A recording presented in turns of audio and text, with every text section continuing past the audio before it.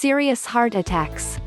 Heart attacks are very serious heart conditions that attack suddenly. They can be characterized by a spectrum of chest pains and discomfort as well as sweating, vomiting and nausea.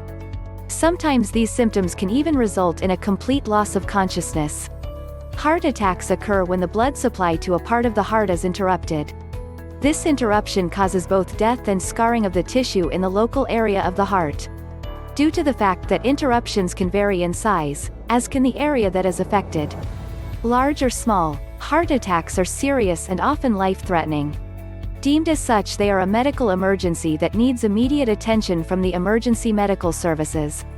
Staying on top of heart attack symptoms as well as a combination of complete medical history.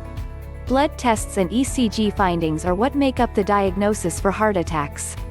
In recovery, the most important thing is restoring the flow of blood back to the area of the heart that TEM phase been interrupted. This is achieved through thrombolysis and/or angioplasty. Thrombolysis is a procedure in which the clot is dissolved in the artery enzymatically. Angioplasty is the procedure in which a balloon is used to push open the artery. Great importance is placed on monitoring for various complications that could prevent a second heart attack. Through this monitoring work is done to help eliminate any risk factors that may exist, which helps to reduce the odds of further heart attacks. For more information, click the link below. Like this video, comment and subscribe to this channel.